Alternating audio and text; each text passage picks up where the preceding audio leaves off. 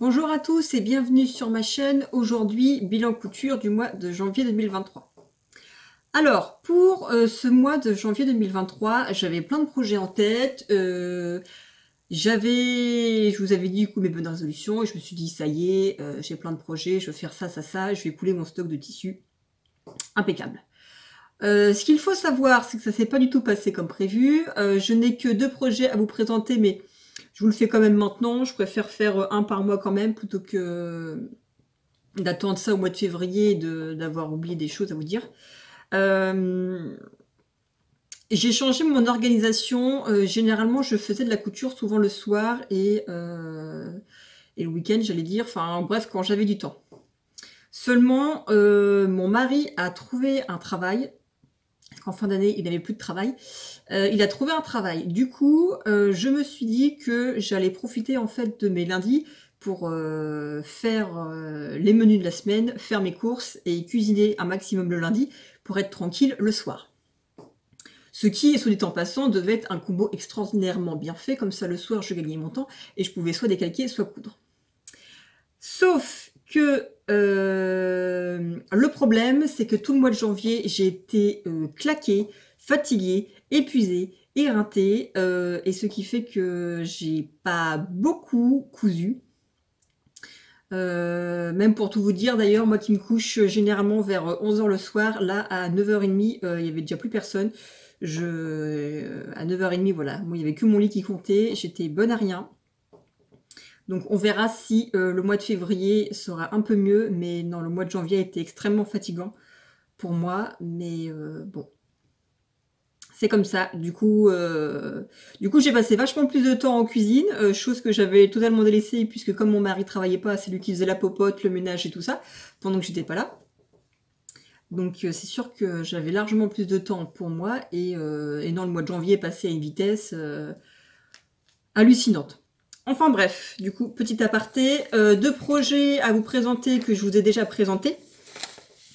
Le premier projet date, enfin en tout cas, provient du Burda de novembre 2022. C'est la robe maille 120. Voilà, que vous avez du coup ici en dessin technique. Alors c'est une maille que j'ai déjà réalisée, elle est disponible du 36 au 44, donc moi je l'ai faite en 38. Il vous faut 1,90 m de tissu, une fermeture à glissière invisible de 20 cm. Et c'est conseillé pour les tissus tricot fin avec de l'élastane. Ou en tout cas des tissus extensibles. Alors moi je l'ai réalisé donc dans ce tissu-là. Hop, voilà. Alors ce tissu-ci, je l'ai eu au salon du tissu à Rouen. Je voulais vous en faire un haul ou un vlog, et puis au final, j'avais juste acheté 2 tissus pour moi et 3 pour ma filleule, donc je me suis dit que ça valait pas le coup de vous faire un vlog pour ça. Donc voilà à quoi ça ressemble. Ce sont des grosses fleurs rouge, beige, marron sur un fond bleu marine. Voilà, hop, vous avez du coup la ceinture qui va avec. Alors, soit dit en passant, la ceinture normalement est bien plus fine que celle-ci. Ça fait un peu une ceinture spaghetti comme j'avais déjà réalisé, et je trouvais pas ça forcément très joli. Donc j'en ai fait une un peu plus large. Vous voyez, elle est juste large comme ça. Donc voilà, retourner sur les 3 côtés et puis à la fin un point à la main pour refermer, tout simplement. Donc c'est une robe assez facile à réaliser, sachant en plus que je l'avais déjà réalisée. Vous avez juste la fermeture à glissière à mettre, j'allais dire c'est le seul point compliqué. De toute façon elle est notée 1 sur 4, donc pour vous dire c'est vraiment assez simple. Donc le tissu, ce que je vous disais, ils appellent ça du dinde plongée 38,46 sur le site Stoffen Best Helen. À 8 € le mètre. Donc j'ai réussi en fait à regarder au salon du tissu. Et alors j'étais étonnée, c'est la deuxième fois que j'allais dans un salon du tissu, mais la première fois que j'ai vraiment acheté. Et j'étais assez surprise parce que les 3/4 des stands, pour pas dire 90%, c'est des marques néerlandaises. Donc de toute façon, comme le vendeur d'ici. Et j'étais assez assez surprise. Je pensais qu'il y avait encore des marques françaises ou je ne sais pas, mais en tout cas, la plupart c'était des marques néerlandaises.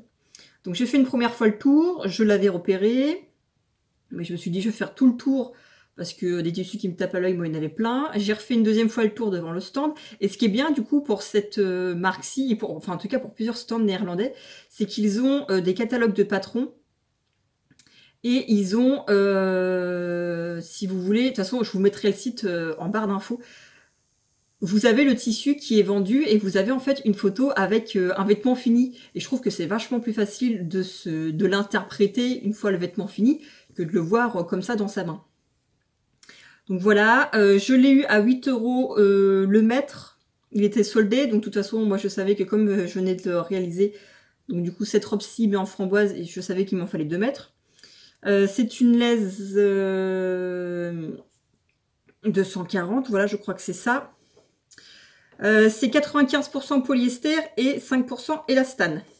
520 grammes du mètre carré, donc plutôt assez lourd, assez épais. Je vous avouerai, je suis pas forcément très robe à l'origine, ça je vous l'avais déjà dit.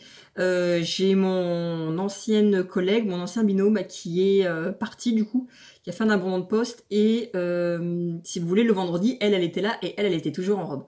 Donc du coup pour faire plaisir à mon collègue, et bah du coup, et comme il me l'a aussi réclamé plusieurs fois, et bah du coup je me mets en robe le vendredi, ce qui du coup vous me direz, c'est pas plus mal parce que ça me pousse à me mettre en robe, et je m'y mets et je suis contente, et bon voilà, c'est tout bête, mais petit à petit c'est comme ça qu'on s'y fait. Donc voilà, que vous dire d'autre de plus, je vous disais qu'elle était assez épaisse. C'est vrai que généralement quand je mets une robe le vendredi, je mets mon gros gilet long marron là, ma pouque comme j'appelle ça, et celle-ci par contre pas du tout besoin. Pas du tout besoin, elle est assez épaisse et lourde, et non franchement en robe d'hiver super. Je pense qu'en robe d'été ce sera trop épais, mais en robe d'hiver super. Ensuite là en haut de la fermeture, si vous voulez, j'ai pas forcément fait attention, je l'ai posé en dernier, j'avais déjà poser ma fermeture et tout. Donc, comme je n'avais pas piqué vraiment au plus haut, si vous voulez, j'ai mis un petit crochet. Voilà. Et comme ça, c'est pas plus mal. Parce que l'avantage de cette robe, non, je dirais l'inconvénient, que je ne vous ai pas forcément dit non plus pour l'autre, c'est que, alors c'est très joli le col emboîtant montant, mais je trouve que moi, c'est un peu tendance à me serrer le kiki, et en la faisant, je me suis dit qu'il fallait que je redonne un peu, si vous voulez, à cette couture-ci, que je redonne un peu. Chose que j'ai oublié de faire, et puis après, j'ai eu un peu la flemme de tout dépiquer. Donc j'ai mis un petit crochet, et c'était pas plus mal, comme ça, si vous voulez, j'ai juste des fois à le retirer. Avec les cheveux, comme ça, je gagne un petit peu, c'est pas grand-chose, mais avec les cheveux longs, du coup, ça cache, et je trouve que c'est suffisant pour pas me sentir étriquée. Voilà, donc c'est assez original, ça sort un peu de mes habitudes. Je l'ai piqué, je l'ai mise, et j'ai dit à mon mari, j'ai dit ça fait pas un peu trop tapisserie, rideau? Il m'a dit que non. Bon, je suis partie au travail avec ça, j'ai dit à mon collègue, j'ai dit ça fait pas trop rideau, tapisserie? Il me dit non, non, c'est joli. Donc bon, je sais pas, dites-moi ce que vous en pensez, mais et puis je vous ai pas dit, voilà, ils appellent ça du daim de plongée, mais si vous voulez, en fait, ça fait tout, ouais, un peu suédine, quoi. Et du coup, l'envers est comme ça. Voilà, donc j'ai fait tout en couture couchée surjetée.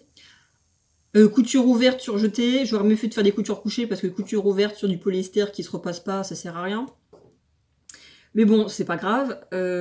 Et puis voilà, vous avez un ourlet de 4 cm, je crois, en bas, et aussi pour les manches. Et c'est franchement, c'est assez simple. De toute façon, 1 sur 4, c'est assez simple. Vous avez 2 dos, un devant, une paire de manches, les empiècements pour les parmentures, si vous voulez, une ceinture, et c'est terminé.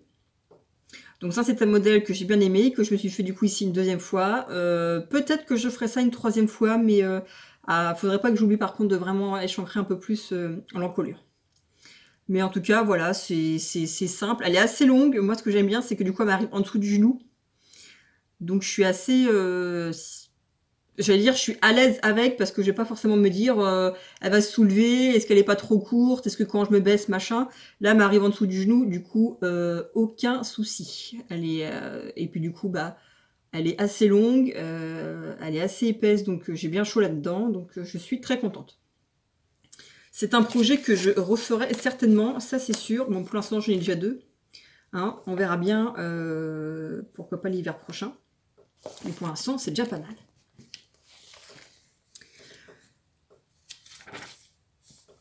Deuxième projet, du coup, qui lui est issu de ce Burdassi. Le juin 2022, c'est, si vous vous souvenez bien, chemisier là, chemisier 102. Donc voici le dessin technique. Voilà, c'est un chemisier que j'avais réalisé avec un coton gris avec des points blancs que j'avais eu au Coupon Saint-Pierre. C'est un chemisier qui m'avait bien tapé dans l'œil. Et pour le coup, celui-ci, je me suis dit à l'époque, enfin à l'époque, je vous dis ça il y a peut-être quelques mois, je m'étais dit, bon, celui-ci, je ne vais pas le laisser dans un burdin en attendant de retomber dessus, je le fais directement. Et quand je l'avais fait, si vous voulez, j'avais hésité entre ce tissu, donc gris, avec des points blancs que j'avais dans lequel je l'ai fait, et un deuxième tissu. Et comme je voulais écouler mes stocks pour le mois de janvier, j'avais sorti tout un tas de coupons en me disant il faut que je trouve plein de choses à faire. Enfin bref, et du coup, j'ai trouvé mon tissu qui allait parfaitement aller avec. Je l'ai coupé et du coup, je n'avais plus du tout de tissu. Donc là, j'étais bien contente. Donc le gilet 102, difficulté 2 sur 4. Il vous faut 1,25 m pour 140 de l'aise. Il vous faut de l'élastique 7 mm, il vous en faut 60 cm et 7 boutons. Alors, je vous passe le thermocollant et puis le stabili-manche. Je vous avouerai que moi, c'est pas le truc que je mets. À tort ou à raison, je ne sais pas. En tout cas, je l'ai réalisé du coup dans le tissu avec lequel j'avais hésité. Donc, voici en fait... Alors, il n'est pas fermé. C'est, si vous me suivez, vous reconnaîtrez, c'est du Vichy que j'avais acheté pour me faire la robe de mariée, enfin ma robe du coup pour le mariage de ma tante. Voilà, c'est un tissu que j'avais vu au Coupon Saint-Pierre à 15 € les 3 mètres. C'est un coton Vichy 3 mm blanc et moutarde, 165 grammes du mètre carré. Voilà, j'avais hésité entre le gris et celui-ci. Et puis je l'ai utilisé entièrement, donc je suis bien contente. Je trouve que ça fait bien son effet. Voilà, donc j'ai piqué ça en blanc. De toute façon, tout est en couture couchée, surjetée. De toute façon, vous avez un rempli. Voilà, là vous avez une parmenture. Des fronces en tête de manche, l'élastique en bas des manches. Voilà ce qui fait cet effet bouffant que j'aime bien. Qu'est-ce que je peux vous dire d'autre? Les petits boutons, j'ai choisi des petits boutons en bois. Alors j'étais partie sur des boutons blancs à la mercerie. Et puis après, on a regardé avec la dame si elle n'avait pas des boutons moutarde. Ça n'allait pas du tout avec. Et à côté, il y avait les petits boutons bois. Et je me suis dit que j'étais pas partie pour ça, mais je trouvais ça mignon. Et puis je lui ai dit oui, bois, Vichy, ça va bien ensemble. Donc voilà. Je suis plutôt contente. Voilà, assez facile à réaliser. J'allais dire, j'ai pas mis trop de temps une fois que j'étais lancée. J'ai pas mis trop de temps. Qu'est-ce que je pouvais dire d'autre? Non, c'est assez simple. Hein. De toute façon, vous avez 1,5 cm de marge de couture, couture couchée, surjetée, remplie en bas des manches d'1,5, 1,5 aussi pour le bas du vêtement. Et puis non, des fronces en tête de manche. Et puis assez simple à réaliser. Je trouve qu'il fait son effet. Enfin, en tout cas, moi, il me plaît toujours autant. C'est très différent du coup de la version gris. Mais je trouve que c'est aussi très joli en Vichy. Et puis ça change pour cet été. Et puis je pense que ça pourrait bien aller. Et puis ouais, ça change un peu de mettre du jaune. C'est bête, mais je n'aimais pas du tout le jaune avant. Et plus je grandis et plus j'aime le jaune, même si je trouve que c'est assez risqué et peut-être difficile à porter, et plus j'aime le vert. Et ouais, comme quoi les goûts changent. J'étais beaucoup dans le neutre, et maintenant, j'aime beaucoup le bordeaux, j'aime beaucoup le jaune. Et voilà. Et en plus, enfin, c'est tout bête, mais voilà, c'est la couleur préférée de ma maman. À chaque fois, elle me dit, c'est la lumière, enfin, la couleur de la lumière, du soleil, de la gaieté, de la joie. Et c'est vrai qu'avant, je me voyais ça en jaune, jaune poussin, jaune moche. Et maintenant, je me dis, bah oui, ça reste lumineux quand même. Après, c'est pas pour autant que j'ai une garde-robe tout en jaune. Mais je me dis qu'il y a un petit pas par petit pas, avec un pantalon blanc l'été, ça peut être, voilà, très très joli. Reste plus qu'à avoir le pantalon blanc. En tout cas, c'est tout pour ce bilan du mois. Voilà, c'était assez maigre, mais je suis plutôt, bon, je reste quand même contente de moi. Quand je vois la fatigue que je me suis accumulée depuis tout le mois, je m'y attendais pas, mais bon, je vous dirais, c'est à peu près normal. Voilà, et puis, en espérant que le mois de février soit un peu plus productif, j'espère... J'espère. En tout cas, sinon, bah tant pis. Hein, si le mois prochain, je vous ai présenté pareil aussi peu de projets, vous saurez que j'ai passé plus de temps dans ma cuisine. À ce moment-là, je ferai une chaîne cuisine peut-être. Non, sans blague, c'est horrible. Ça doit être horrible à filmer en plus. Enfin bref, je vous souhaite en tout cas à tous une bonne journée sous ce beau soleil normand. Ça fait du bien, ça fait 20 jours qu'on n'a pas vu la pluie. Moi je suis super contente et on dirait que le printemps est déjà en train d'arriver. Enfin, en tout cas, les jonquilles sortent, le lilas bourgeonne, c'est génial. Voilà, je vous aurais raconté beaucoup ma vie aujourd'hui. Je vous embrasse et je vous dis à bientôt!